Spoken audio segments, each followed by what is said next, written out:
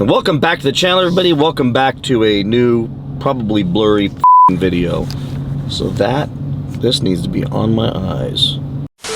Welcome back to the channel, everybody. Welcome back to a new video where today we're going to talk about the EV Daytona Charger. Before you tune out, I promise you, this will be an interesting video. At the very least, it'll be an enlightening video. And at the very, very, very least, it'll give you some great talking points to help people you know avoid stepping on a landmine.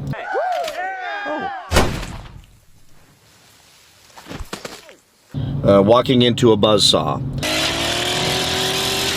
Making a humongous mistake. And also, I think it just helps carry on our cause, if we keep talking about this, that our buddies at Stellantis, I mean that facetiously, can't get anything right, their life depended on it, and probably for one of the few times in history we get to watch a company that should have calliope clown music playing in the background of every single article, every single video. Comes to town from Europe, saying we have at least 2 plants in the US that need a significant turnaround, at least 2. Every news story that talks about Stellantis, whether it is in America or abroad, whether the Italians are seizing 134 Topolinos because they tried to pass it off as an Italian car, or it's the constant recalls that continue to happen. It feels like just a continuous basis of articles with challenges. And go watch TK's channel because he's covering all kinds of people having problems with Jeeps.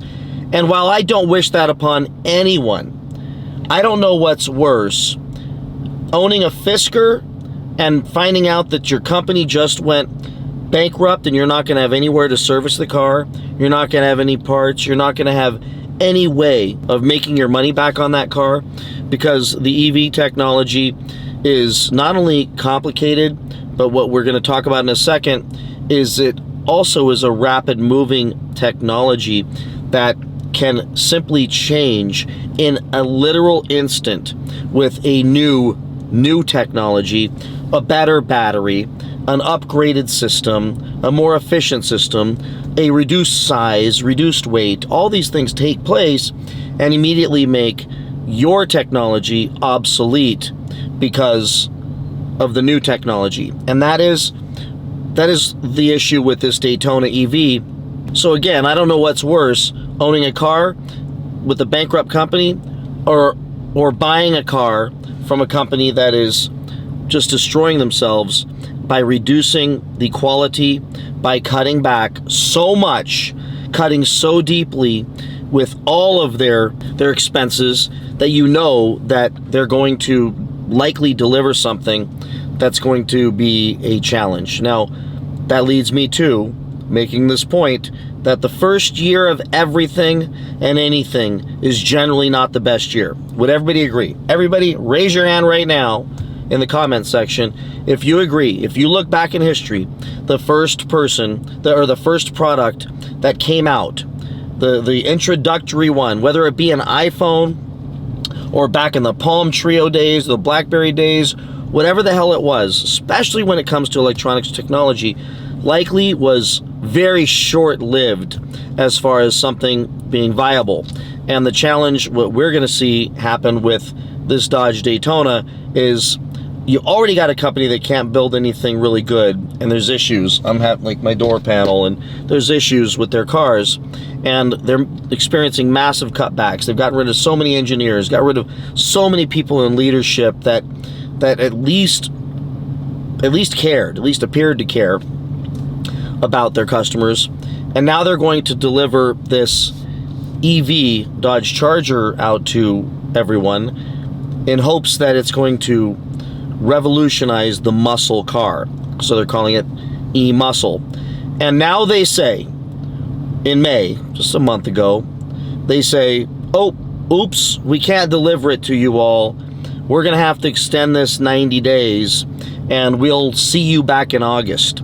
So they kept from opening up orders, stopped dealers from opening up orders, and stopped even the presentation of the car, the final product to everybody. But what do we see happening now in the articles? The articles get picked up by every every automotive news venue out there saying, hey, look, we got the pictures of the car on a flatbed. We got them, by the way, a 5,800 pound EV up on that flatbed. Then they've got other pictures of a guy crawling in to unlock the hatch that was electronic and not working. The only way to get back to it, to open it up, was to crawl through from the front. And then you see cables or ropes hanging out of the back of these cars, which they're now saying those were because of this issue of those hatches not opening up.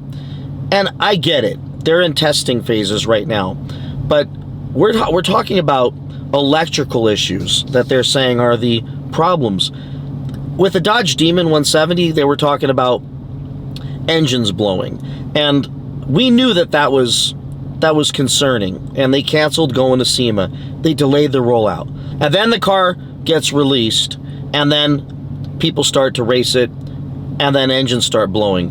And you don't need to have a huge IQ to be able to put two and two together and go, maybe they didn't fix it. Maybe they thought they fixed it, or maybe they assumed that they fixed it enough and that they would just fix the engines of the ones that did race them, since most of them are going to be stuck in garages in bubble wrap, which sounds familiar to this EV thing. They're having issues, electrical issues. I will tell you right now, having had BMWs in the past, a 1988 BMW, look it up, one of the worst cars when it comes to electrical issues. It was the first iteration of the new body style of the 7 Series. And I had a 735i, and then I went and I bought a 735iL. They were 1988s, and it wasn't 1988. I was like just in high school still, going into the Air Force. But in the 1988 version that I bought used in like 1992, those cars were still having electrical issues because it was the first year. I had brake issues, and I was told by a mechanic once, it's because they took the brakes. A shortcut BMW took, what I was told, they took the brakes off the 5 Series and stuck it on the 7 Series, which was a significantly larger and a heavier car at the time. And that meant the brakes were working a lot harder to stop that beast.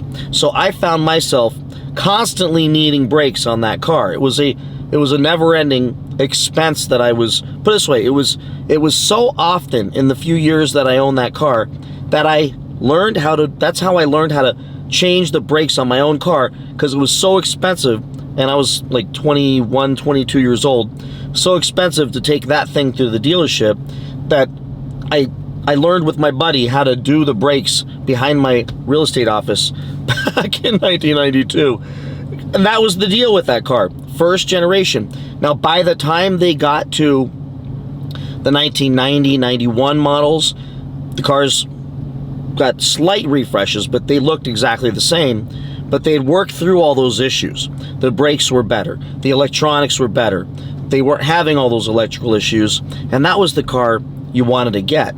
The problem is at the time, I didn't have a lot of money, but I wanted that big car. I was out doing real estate. I wanted a big, giant, fancy car, and that car was significantly cheaper than buying a newer car at the time that wasn't going to have all those issues. So I had to learn how to work on my car myself, which I did. But I'll tell you right now, if you think you're going to be able to work on your EV yourself, good luck. You better get some rubber gloves and ground yourself, because you're going to be a French fry.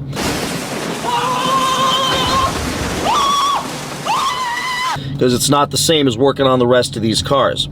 And if you think for 1 second that Stellantis, if all of a sudden you believe Stellantis is going to get this right and they're going to deliver the most reliable, the most coolest, fanciest e-muscle car with EV propulsion, that everybody's going to want it and it's going to be just a panacea of awesomeness, then you need your head examined. Because I think we can all put our just simple common sense out there and say, there's no way, and this is going to be the greatest batch of content that I'm ever going to have. I've had a couple haters comment and say, what's he going to talk about when this Dodge thing is over?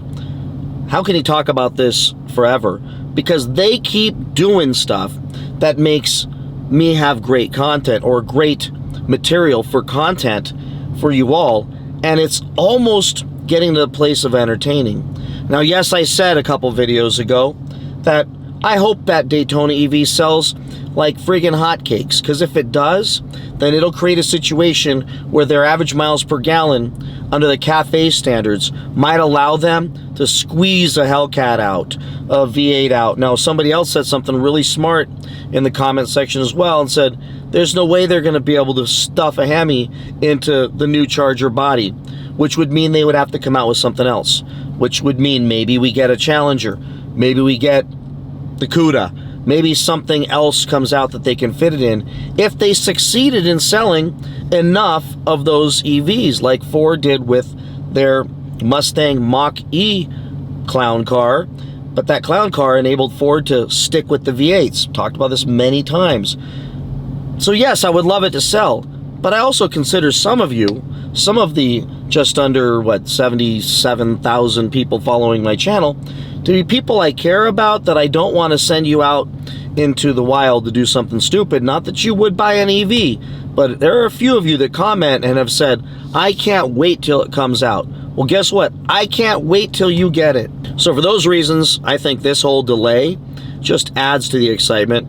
And I would almost venture to say, if we're sitting in almost July now, we're coming up on the end of June, and we haven't heard that dealers are able to start ordering these things, that they may even miss their August delivery dates and not be able to get these things on the dealerships. And do I think there might be a chance that maybe Carlos sitting up in his ivory tower at Stellantis is thinking, well, maybe we just say there's some issues, or I think there's really issues, or maybe we use those issues to delay this even further because we can't sell what we have, and we're going to cripple our dealerships if we deliver all these new EVs that nobody wants. So I think this is going to be interesting. I think it's a huge risk to buy one of them, but like I said in my other video, it'd be really cool if y'all would buy them, because maybe at that point we can get back to V8. But I don't know if I want to be with Dodge anymore, the way they're behaving lately. It's really nasty. Please like, subscribe, comment, share this video, and I'll see you in the next one. Bye-bye.